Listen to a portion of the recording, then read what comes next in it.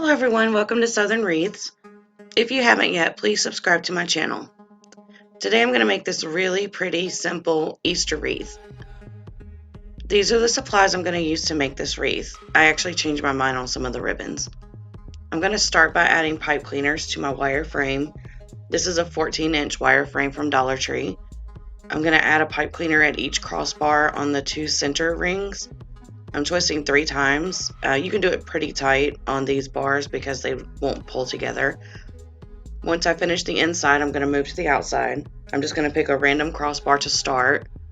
Again, twisting 3 times. And then I'm just going to lay the pipe cleaners along the frame, and where that one ends, I add my next one. I am going to twist tight enough to where the pipe cleaners won't slide, but not so tight that it squeezes the bars together. And I'm going to continue doing that all the way around until I'm done. I end up with 14 ties.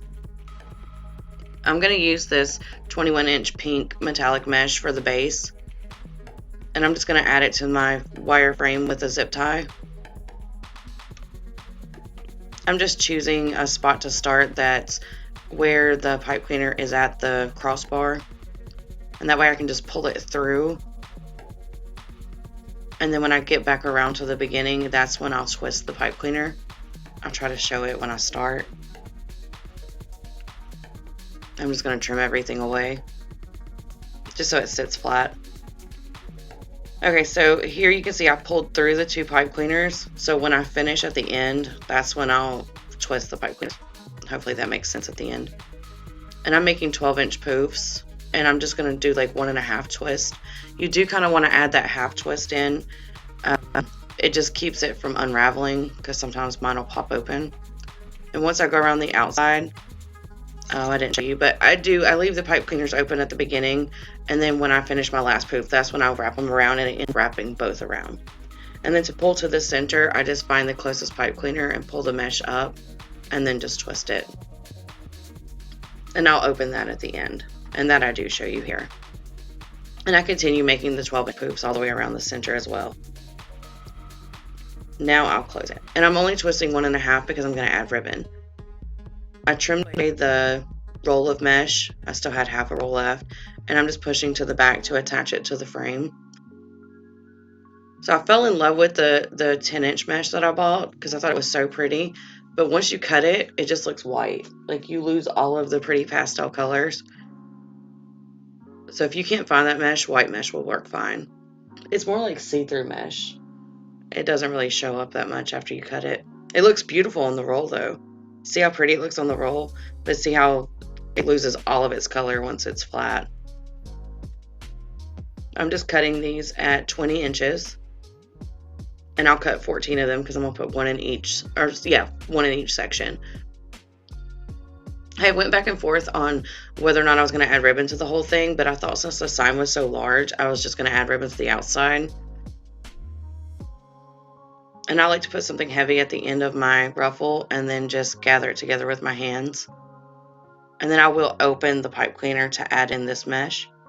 I don't open it to add in the ribbon. That's just a preference. You can leave it closed to add the ruffle and open it for the ribbon, whichever way you like to do it. And then I'll just kind of fan out the mesh. And here I'll show you again. I like to fold the ends of it if it's really fraying. The other one I just did was fraying. This one wasn't fraying as much. It's kind of hit or miss. Yeah, but I was really disappointed in this mesh. I thought it was going to be as pretty as it was on the roll. But it all turns out good in the end. I think it looks pretty with the like iridescent color on top. See, it looks okay. Okay, now I'm just going to cut my ribbons. And like I said, I decided to just do the outside. So I only need 8 pieces of ribbon.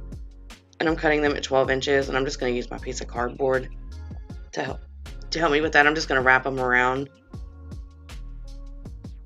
And I already had one cut, so I only needed to cut 7. And then I'll just slide my scissors in on each end and trim that away. And I end up with 7 pieces of 12-inch ribbon. After I trim it away, I'm just going to dovetail the ends. And I just fold the ribbon hot dog way and cut from the wire into the fold. And I'll do that on either end. And you end up with these really pretty dovetail ends on the ribbons. You don't have to do that. I just think it looks really nice. And you don't have to do big chunks of ribbon like this. It depends on your scissors. Alright, these are the two ribbons I decided to use. I thought they looked best with the sign. And I'm just stacking them together, folding in half to find the crease in the middle, and then gathering that together. And I'm only putting ribbon on the outside. So I just stick it into my pipe cleaners. I'm going to twist 3 times, and then I'm just going to roll down the pipe cleaners with a glue stick. These ribbons went well together. You can see right there that blue polka dot is the exact same color as the blue ribbon. And then I'm just going to separate it. I like to make an egg shape. Right here, I'll show you again. I was debating on whether or not going back and forth with the colors, but I really liked the way they all looked and lined up the same. But you can play with these any way you like. You can make it look the way you want it to look. And I'll do this all the way around the outside. I end up with 8 pieces.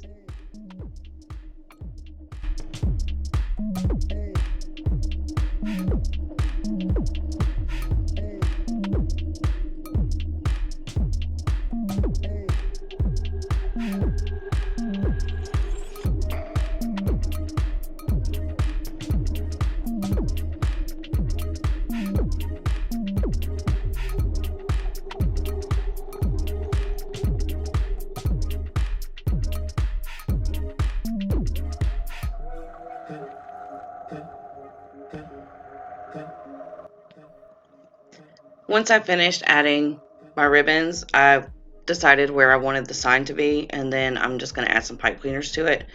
Luckily, this sign was thick enough to where I don't have to have any padding. I am keeping the string on. You don't have to. Sometimes I keep it on, sometimes I don't. When a sign's really, really pretty, I like to keep it on just in case if later on the person who buys it wants to take the sign off, they still have the hanging part. And I'm going to put one on each corner, so I'll have 4 pipe cleaners on the back. And now I'm just going to go through, because I forgot that since I'm not adding ribbon, I need to twist the pipe cleaners 3 times and roll them down. So I'm just going to go through and do that real quick.